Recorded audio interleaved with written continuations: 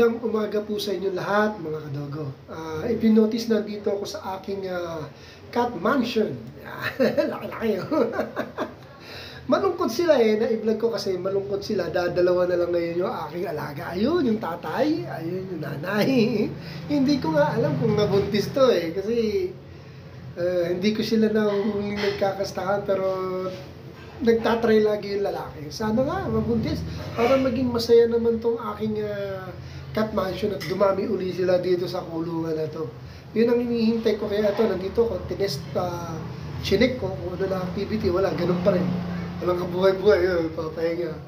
Sana nga, no, magkaroon ako ng maraming kitten kasi ang talagang gusto ko talaga etong kulungan na to, ang laki talaga. Actually, bigay ito ng panganay kong anak si Claro, yung vlogger. Pang-aso po to, kaya lang nirepair ko. And besides, hindi naman po ako, di ba, nagkukulong ng aso. Never ako nagkukulong ng aso talaga unless kung kinakailangan. May mga instances na nanganganak, doon ako nagpapaanak sa kulungan. Pero noon yung ngayon, hindi. Ang ganda ng aking place dito sa kabila para sa mga aso ko. So yun na rin yung kanilang parang mini, ano ba tawag dyan? Mini kulungan. Hindi naman siya kulungan no? Dati siyang parkingan ng mga motor ko. Yun yung ginawa kong lugar ngayon ng mga aso. So dito dito nakalagay yung aking cat mansion. Gusto kong magkaroon to ng maraming. Ayan, Nala. Hello, Nala. Hello, Pogi. Psst, Tommy. Psst. So kasi magkaroon sila ng maraming kitten para maging mabuhay uli yung aking cattery. Hindi pa sa atin binibigay ni God. And I know, malapit na rin ibigay ito ni God. So gusto ko talaga maging masaya itong place na to. And later on, pipinturahan yan. Namili na ako ng ibang gamit, pintura, semento, mga tiles. So iaayos ko to. Maybe next week or maybe this month. Kaya gusto kong mabuhay itong cattery ko talaga.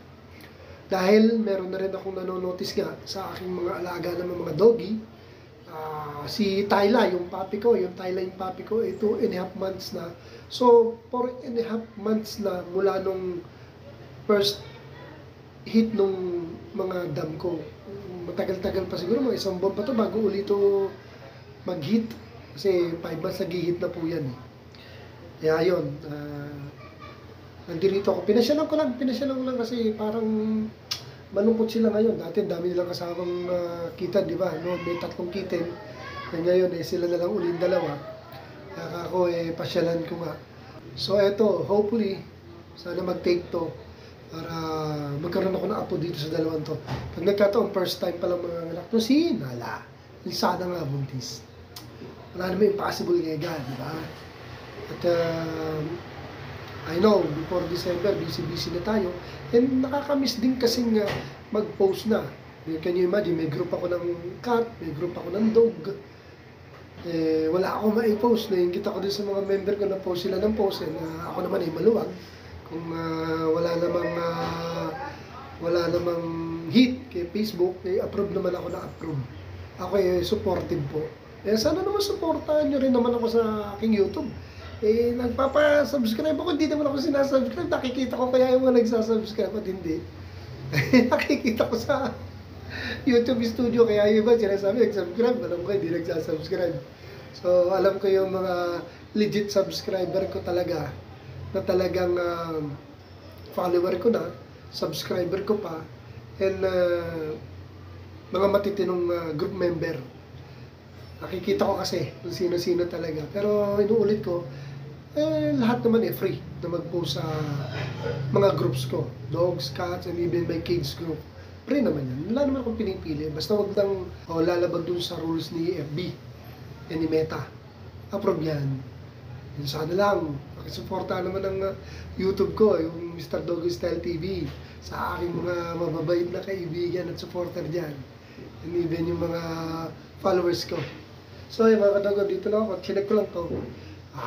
Maybe next month na ulit tayo mag-update dito dahil medyo may katagalan talaga dahil walang kabuhay-buhay. Ganun lang sila dalawa. Papakain muna ako mga kadogo. Dito muna tayo. Have a great and wonderful day po. God bless. Thank you for watching.